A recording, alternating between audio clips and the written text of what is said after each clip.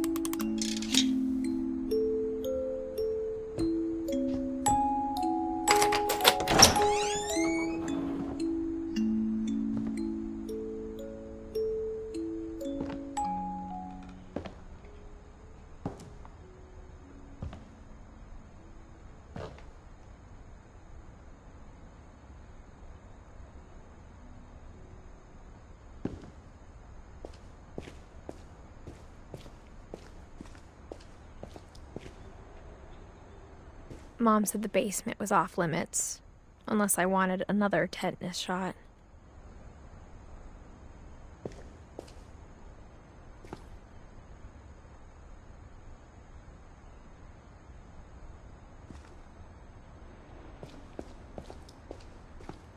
I saw Edie sneak down to the basement once, carrying packages. I thought maybe she was hiding presents.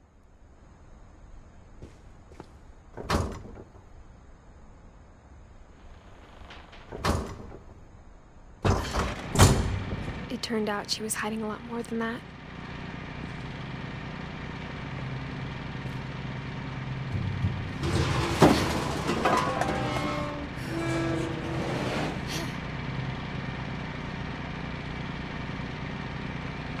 I remember asking Mom once about where Walter had gone.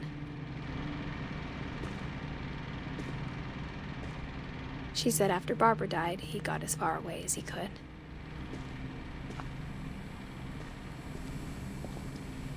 If there's a pattern in all these stories, I think it's that none of us has gotten very far.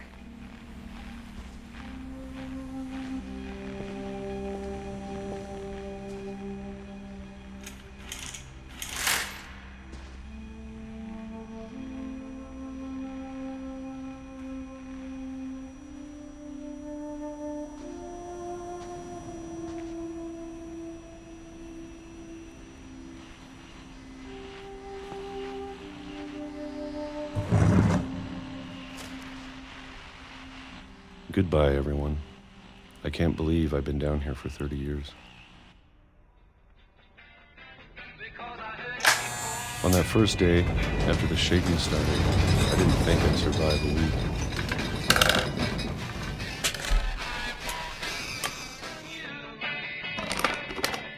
But after a few days, I settled into a routine. That's what kept me sane. Having a schedule, living for today. I always expected to be dead tomorrow. But if you wait long enough, you get used to anything.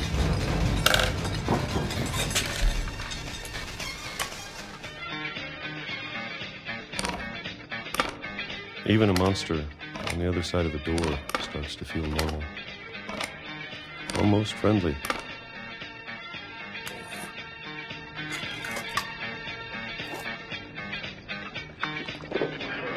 And then one day, everything just stopped. Whatever that thing was, it was gone. Maybe it got tired of waiting. Or maybe I just got tired of being afraid.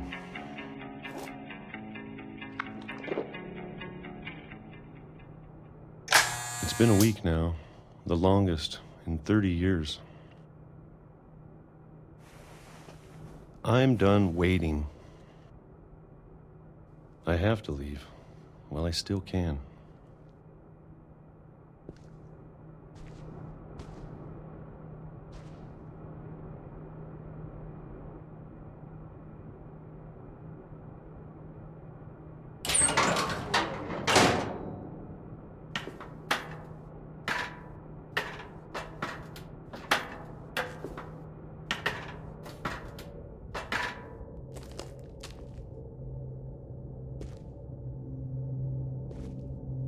know it's out there, somewhere. Whatever killed Barbara and Molly and Calvin.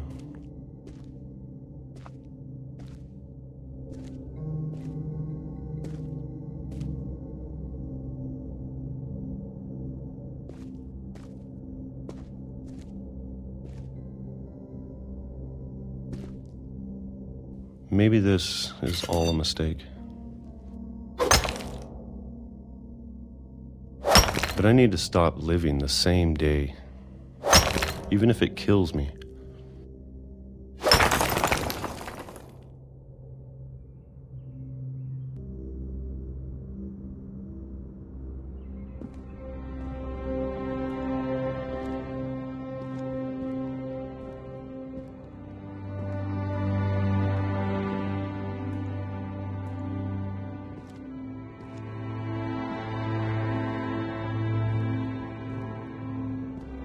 Whatever's out there, I want you to know I'm ready for it. I'm going to appreciate all of it, especially the food. I don't mind if I only have a year left, or a month, or a single week. I'd be happy with one new day. I can already imagine the sun on my face.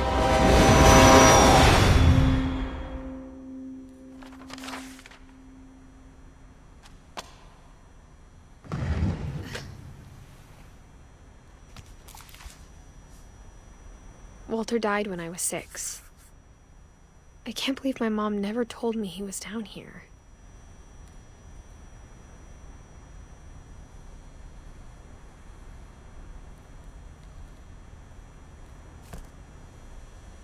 I'm sure my mom was trying to protect me.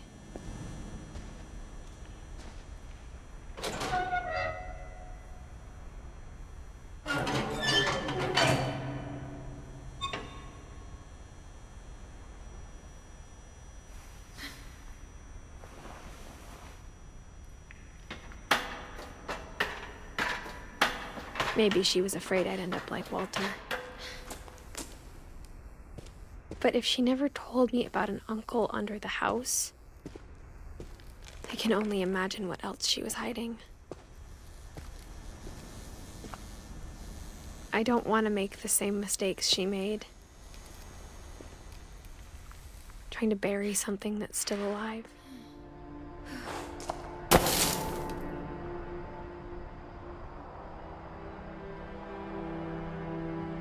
Now that there's only one of us left, or maybe 2, I thought it was time I heard the stories for myself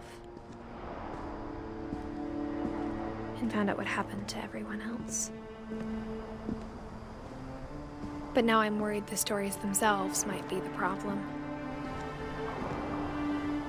Maybe we believed so much in a family curse, we made it real.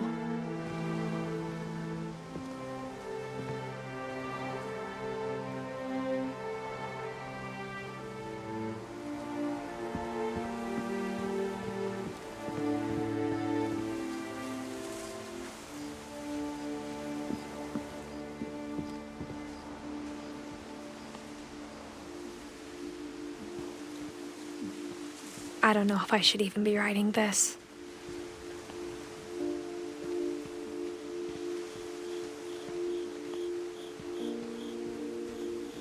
Maybe it'd be better if all this just died with me.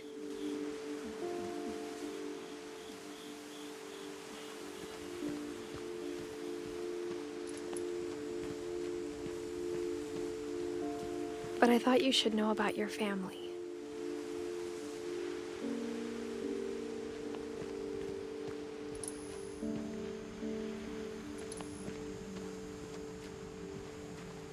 And the history you're a part of.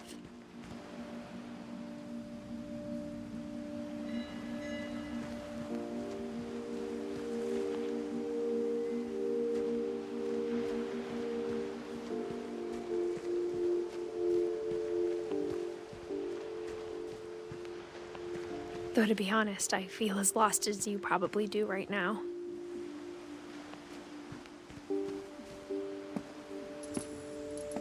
I think the people in these stories believed them, for what that's worth.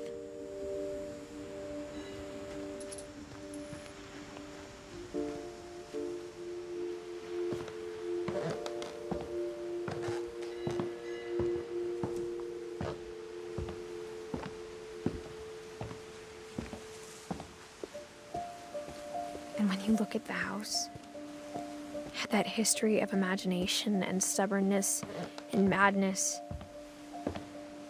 any of it seems possible.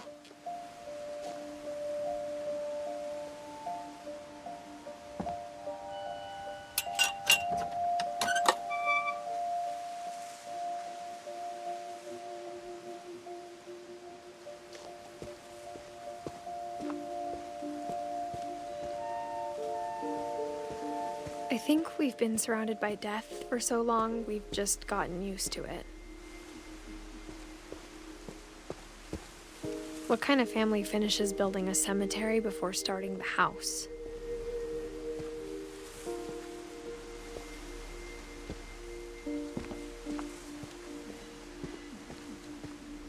It's embarrassing for me to admit this, but the pet cemetery made me more uncomfortable than the human one. 3 of the gerbils were mine, and 2 had been my fault.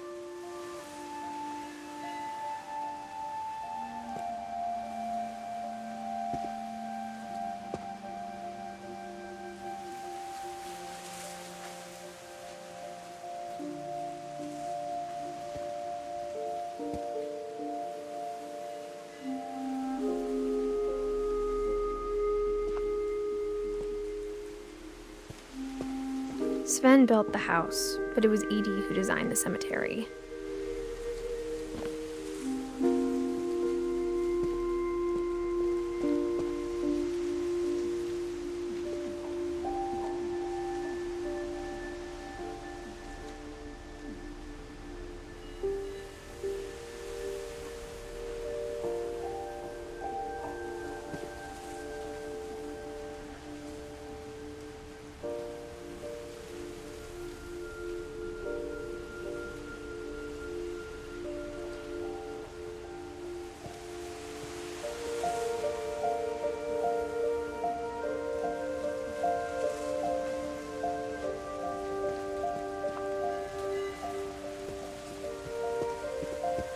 I'm sure Odin's monument had been Edie's idea.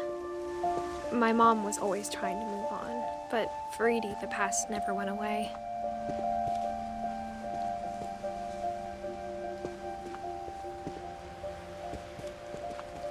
She could see it poking out of the water at low tide.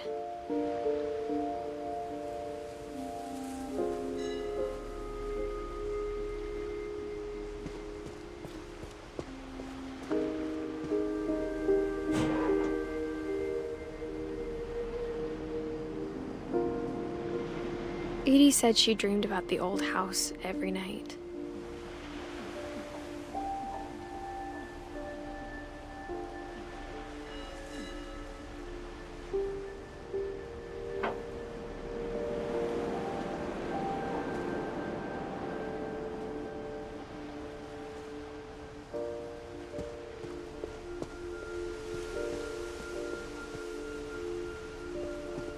Edie's side was always easier for me to understand.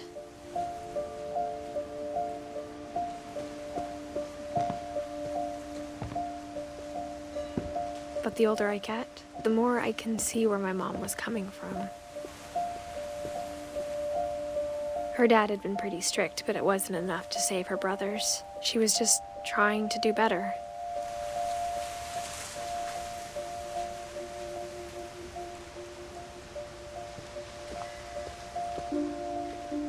She lost 2 of her brothers, just like I did.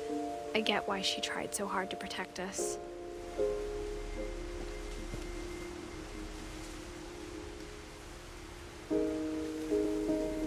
We never found Milton's body, so my mom insisted we were putting up a monument, not a tombstone.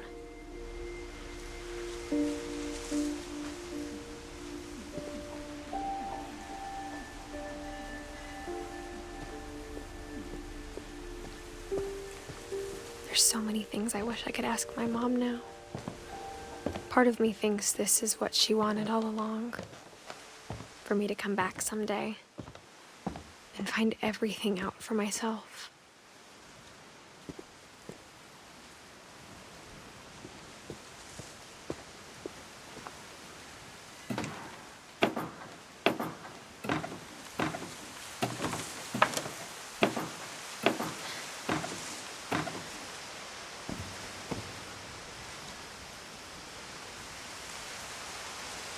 But looking back on it now,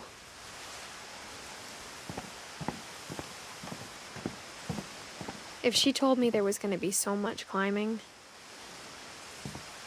I never would have come when I was 22 weeks pregnant.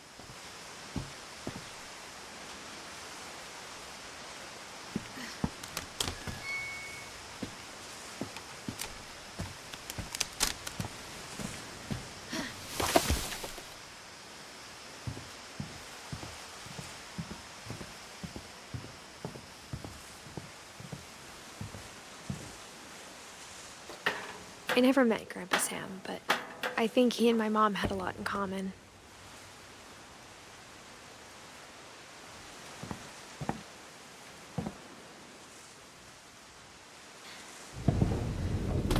They were both pretty intense.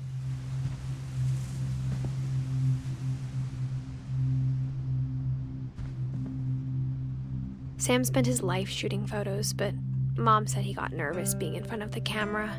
I guess we're all afraid of something.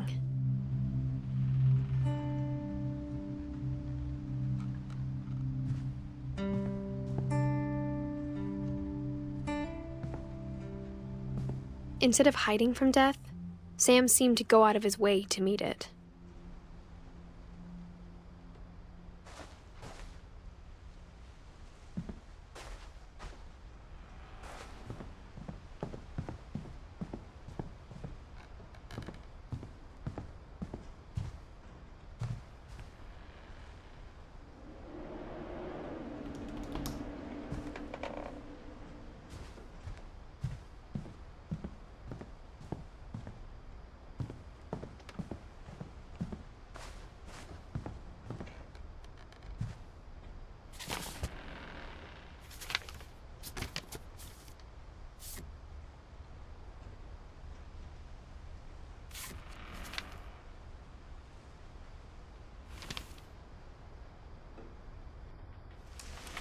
Dawn, I promise, you'll never forget this weekend.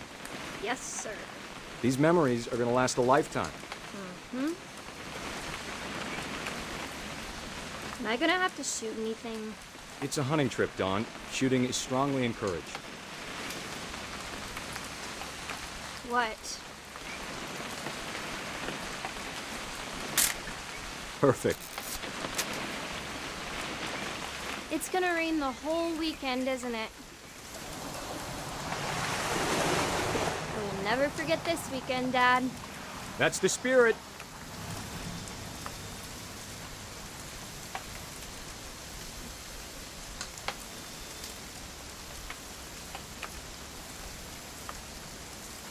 Smile, Dawn.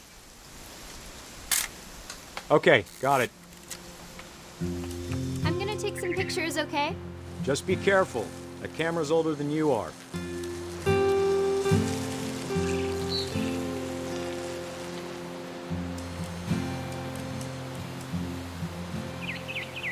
You're right, Dad. It's starting to clear up. Still freezing, though.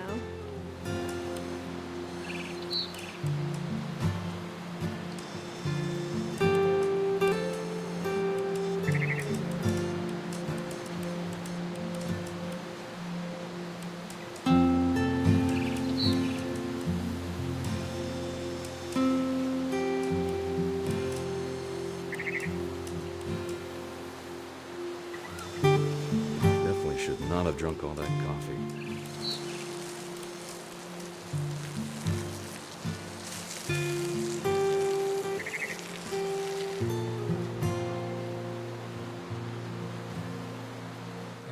Nothing quite like being outside. Hold still while I take a... Hey! That's a keeper. I'm just saying, I'm not always gonna be here, Don. You'll need to remember this stuff, if you want to survive. I'll be fine, Dad. You know who else thought he was gonna be fine? Some guy who died. Don, I'm being serious. I know, Dad. You're always serious. Doesn't being out here make you want to chill out? Well, to tell you the truth, I haven't been out here in 20 years.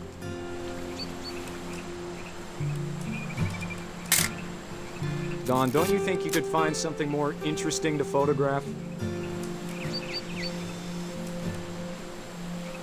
Last time I was with my brother Calvin. Man, that was a great trip.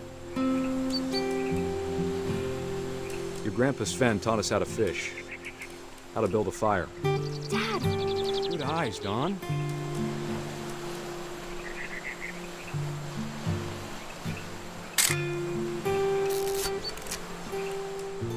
Before you take the shot, let me get a picture of you.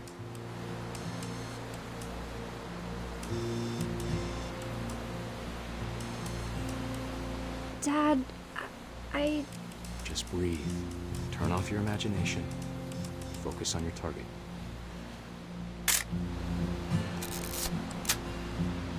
Let me get behind you. Do I have to do this? Don, you don't have to do anything. But if you want to survive, you'll need to be strong.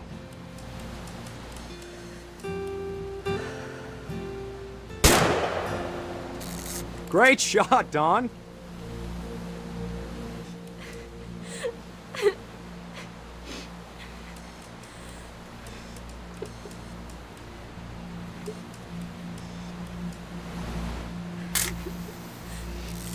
I'm proud of you, Don. Always remember that, okay?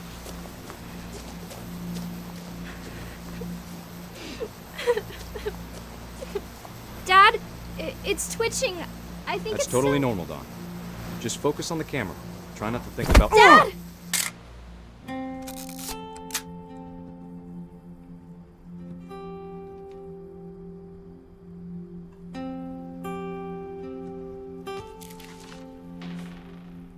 Of all these stories, that's the one I wish most that my mom had told me.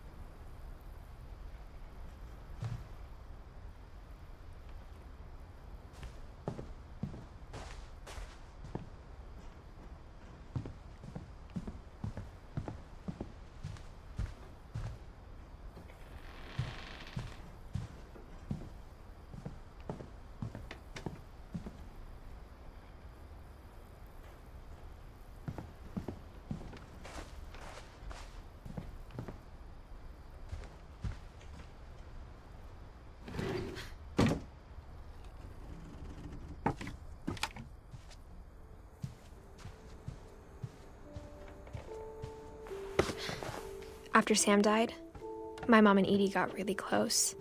They'd both lost a lot.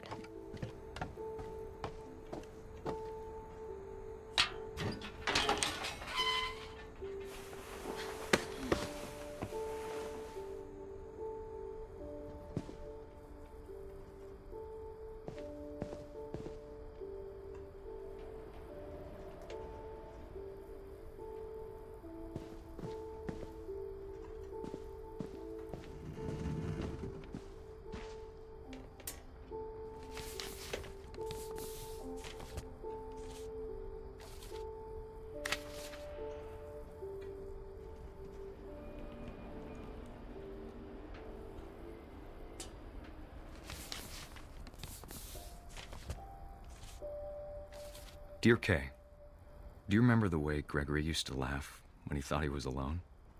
Like something funny was happening, but only he could see it.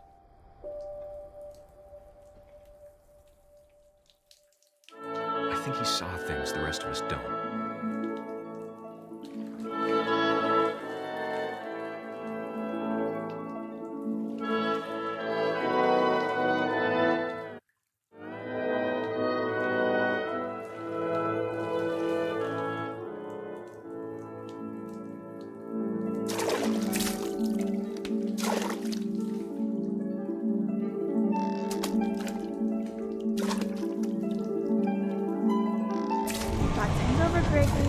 time to...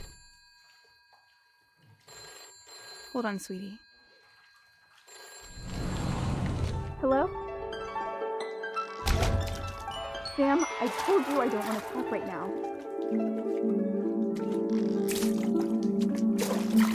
I wonder what he saw.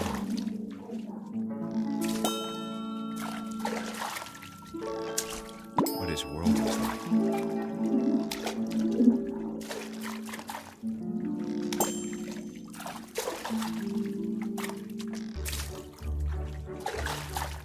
He reminded me so much of Calvin.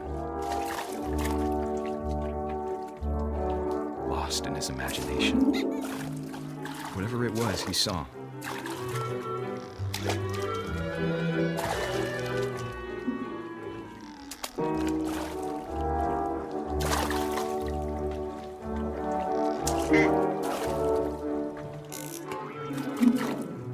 It sure made him happy.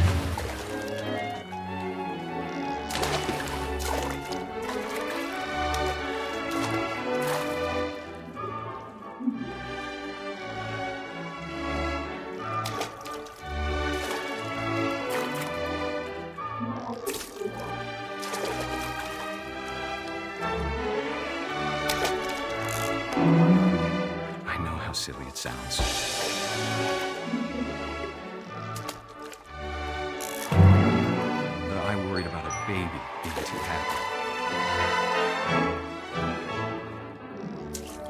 But I could feel him slipping away. Sorry about that, Gregory. I know you did everything you could. Maybe if I hadn't called that night. Damn it. Hold on, I don't want Gregory to hear this.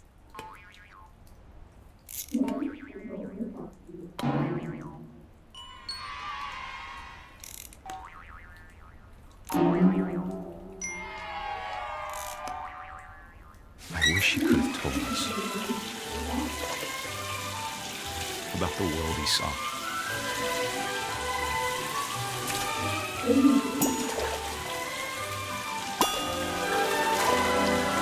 There's so much I don't understand about Gregory, about everything.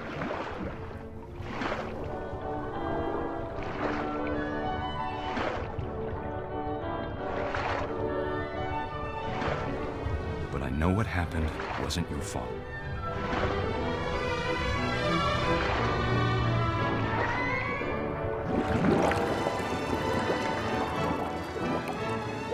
I'm sure he's happy. And he'd want you to be happy too. Good luck, Kay. Love, Sam.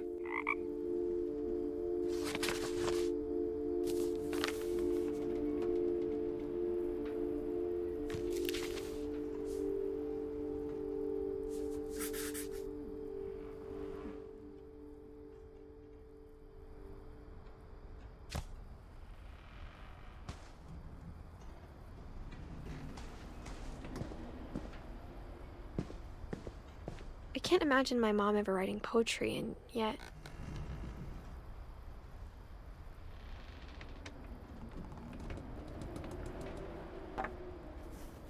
A poem for Gus, who always said the wedding was a bad idea. Our father never hit us kids, at least not very hard, before the day my brother said with teenage disregard that he'd be dead before he'd see a wedding in our yard.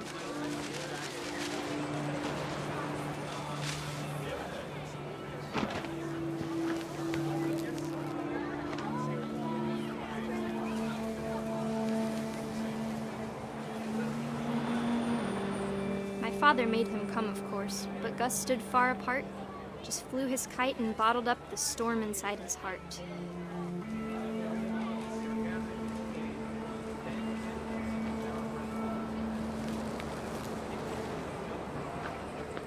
I tried to talk him out of it, but though he'd never met her, we don't need a stepmom, were the words that I now pronounce you husband and wife. You may kiss the bride.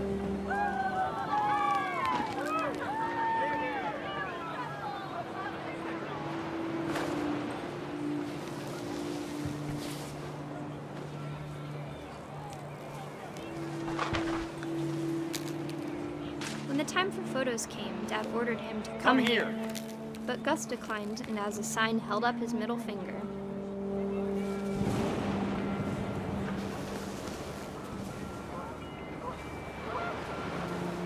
The wind picked up, and panicked geese appeared and quickly went. But all the humans did that day was go inside the tent.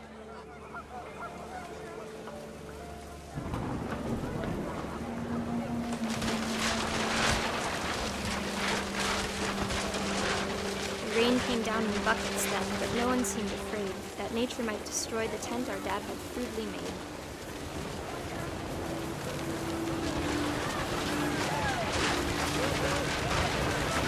The thunder sounded much too close and full of angry power.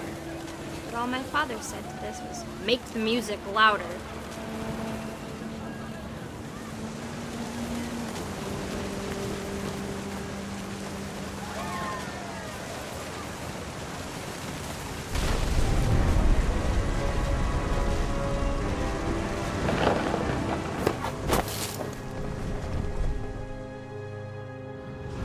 I wish that I could truly say I thought about you on that day. Out there on the beach alone, just you, the wind, the sea, and foam. But I didn't, until we found you.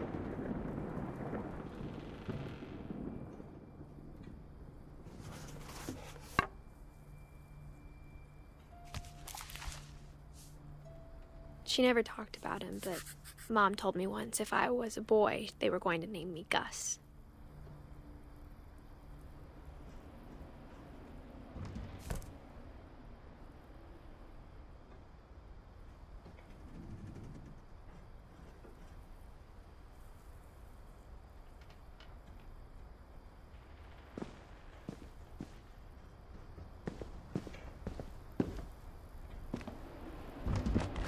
My mom moved up to the loft after her brothers died.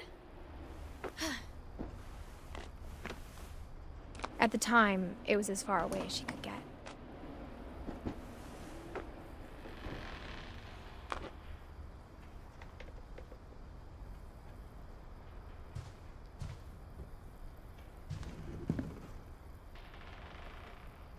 She spent a summer building houses in Calcutta, where she met my dad, Sanjay.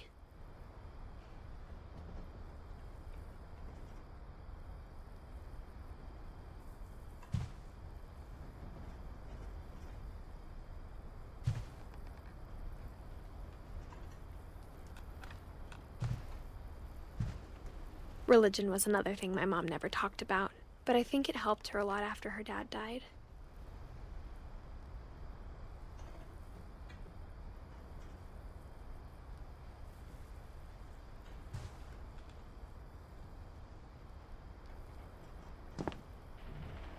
My mom moved to India a week after graduation and got a job teaching English. Louis was born a year later.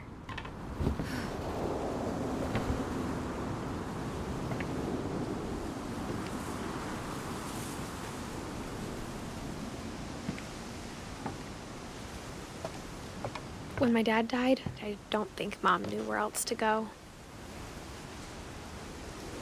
I'm sure Edie was happy to have her back.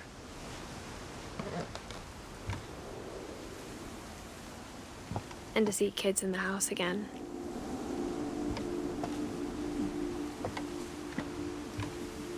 The house had to get a little bigger, but Edie was used to that.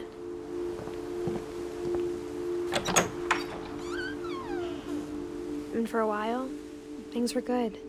Almost normal. But it didn't last.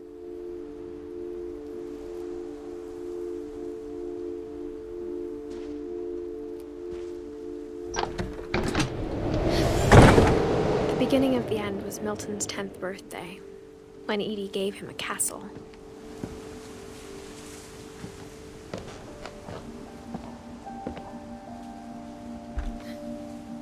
After Milton disappeared, the only thing he left behind was a room full of paintings.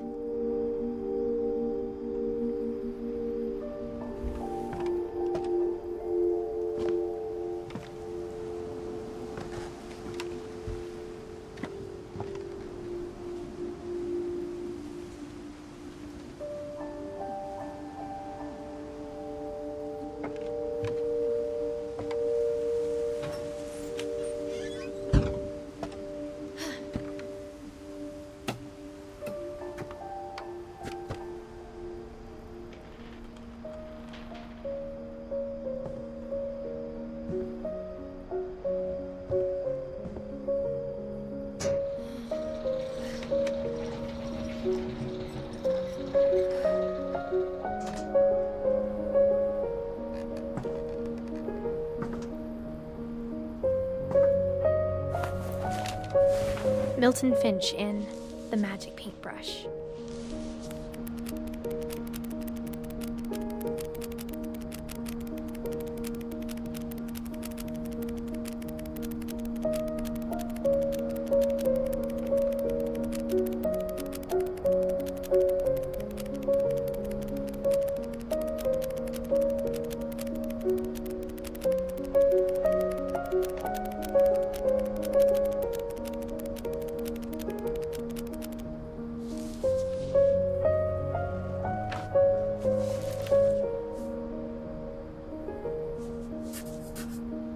I was 4 when Milton disappeared.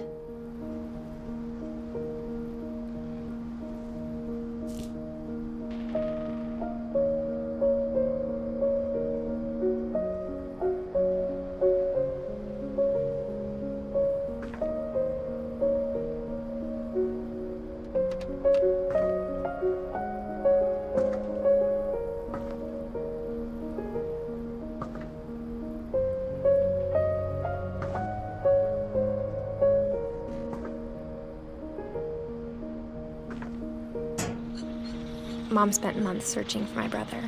Then she sealed the doors.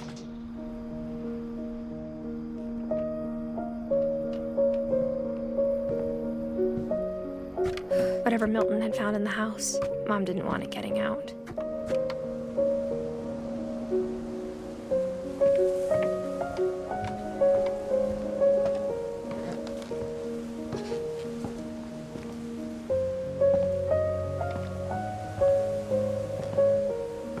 Mom definitely blamed Edie, but I think Louis blamed himself.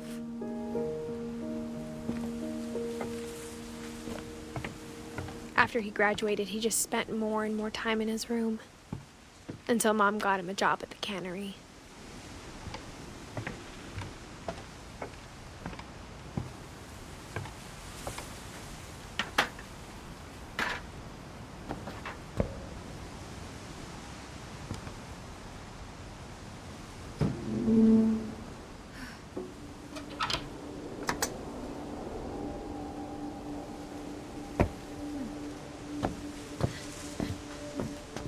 Louis's room smelled very, very familiar. That part of him lived on.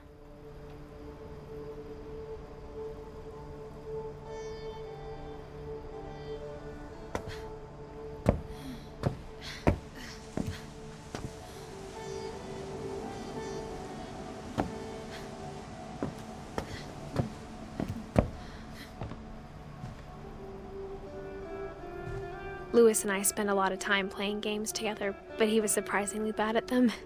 He died a lot.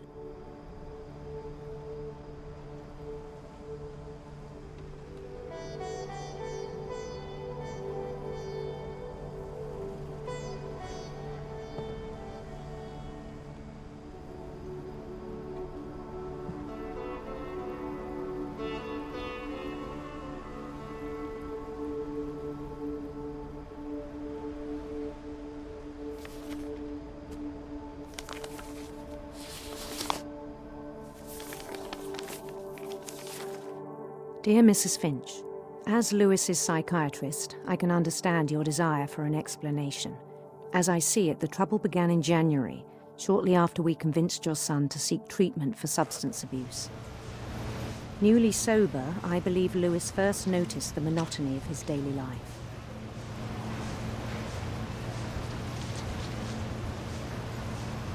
He kept working at the cannery,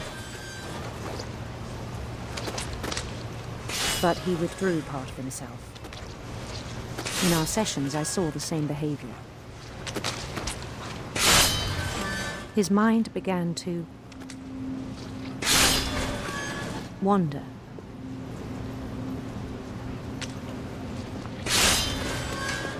I asked him to describe it.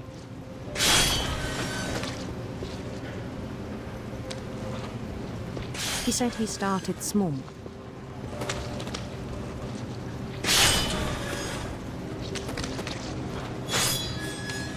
Imagining a labyrinth. He'd feel his way about. Then something moved. Bats. and toads.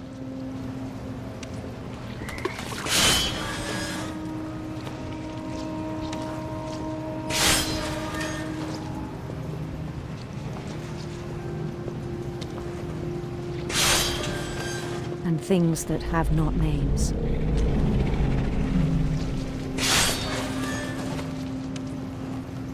He knew it was all in his head.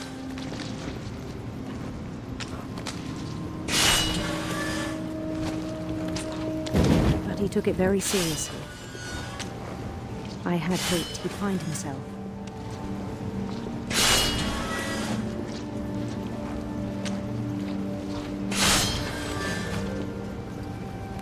But he found something more.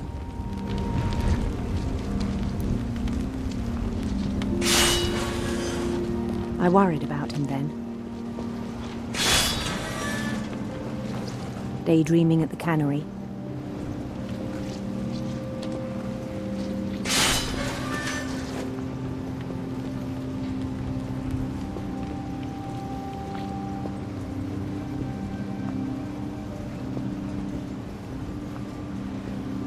I spoke with his boss. But he said Lewis had become a model employee. Methodical, tireless, focused.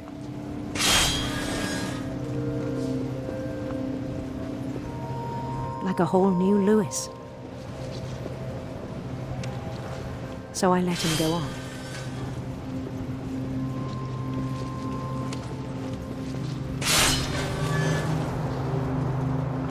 I even encouraged him.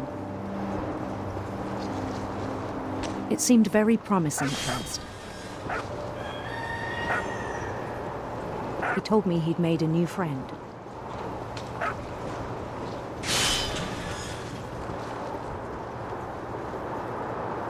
On the edge of a city he named Lewis Topia. He built the city up slowly, brick by brick.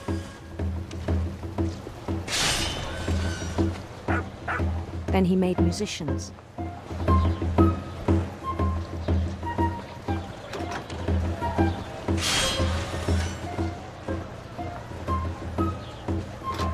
And songs for them to play. He talked about starting a band. And he was always humming something. Every day his imagination grew stronger.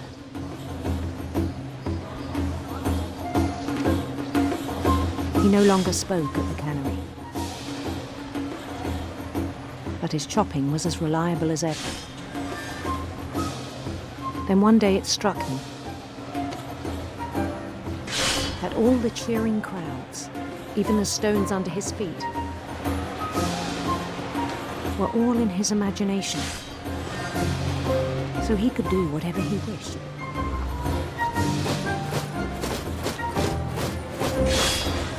He held an election for mayor. And he won.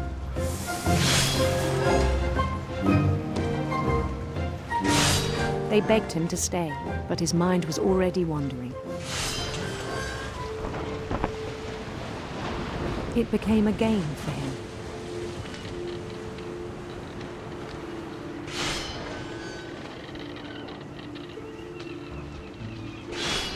He'd conquer a city, then immediately push on.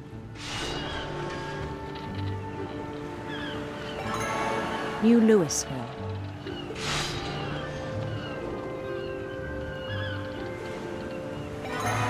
St. Louis. He started drifting away from our reality.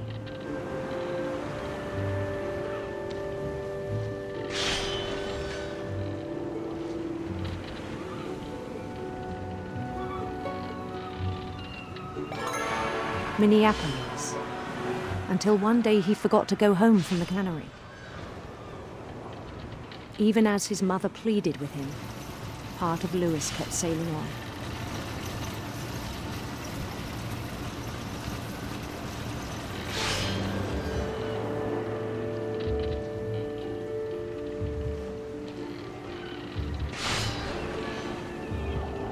In Louisburg, he heard rumors of a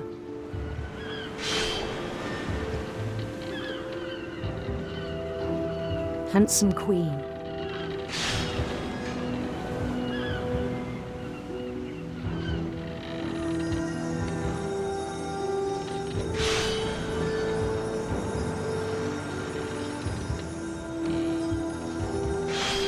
The queen was on her own quest for sinister serpents.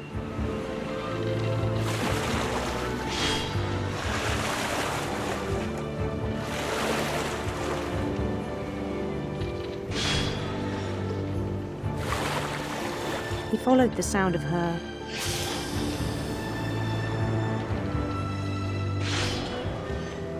electric sitar.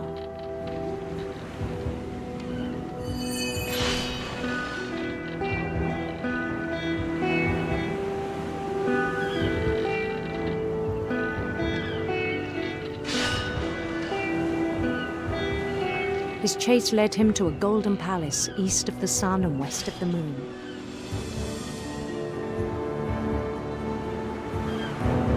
Even then, his logic remained sound.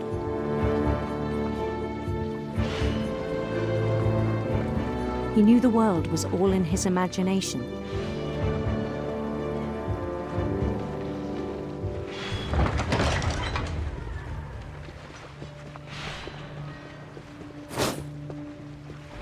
But he was so proud of having created it. In his own eyes, he'd become something greater than a king.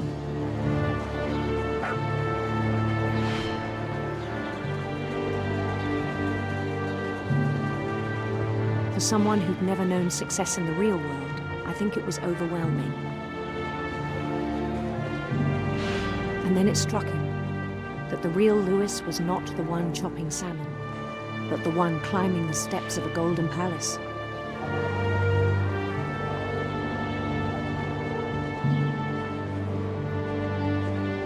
My imagination is as real as my body, he told me.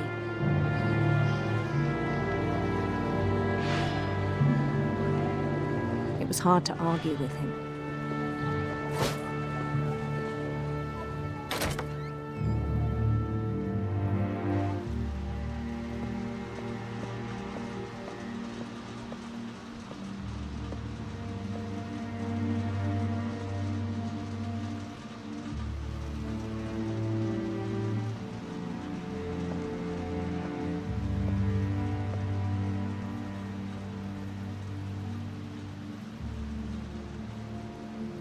He began to forget the world we know.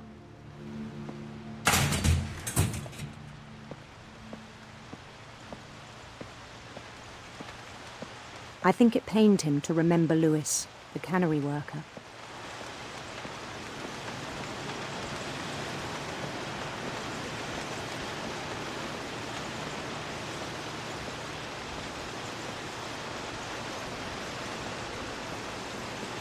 He began to despise the man with a royal contempt.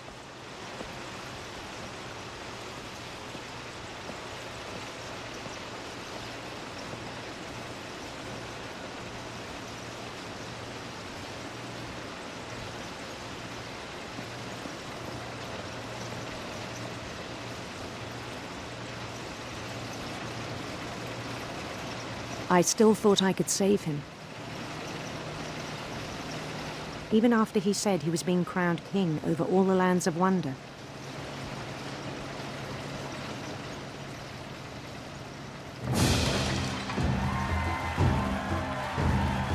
The palace would be packed with his companions.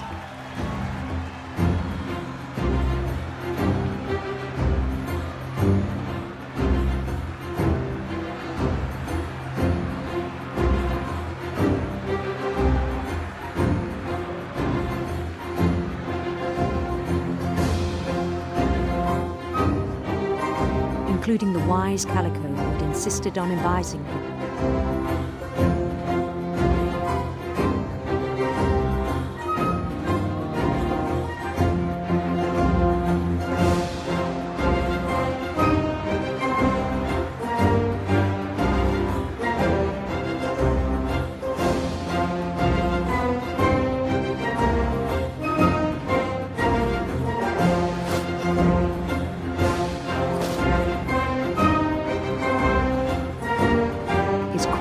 waited, holding his crown.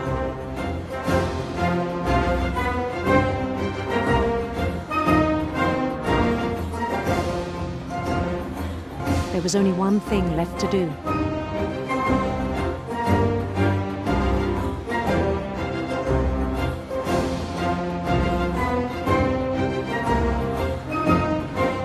Bend down his head.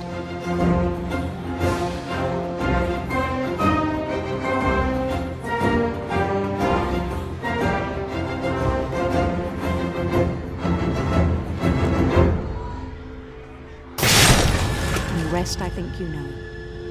Mrs. Finch, your son was a kind man who will be missed by all of us who knew him.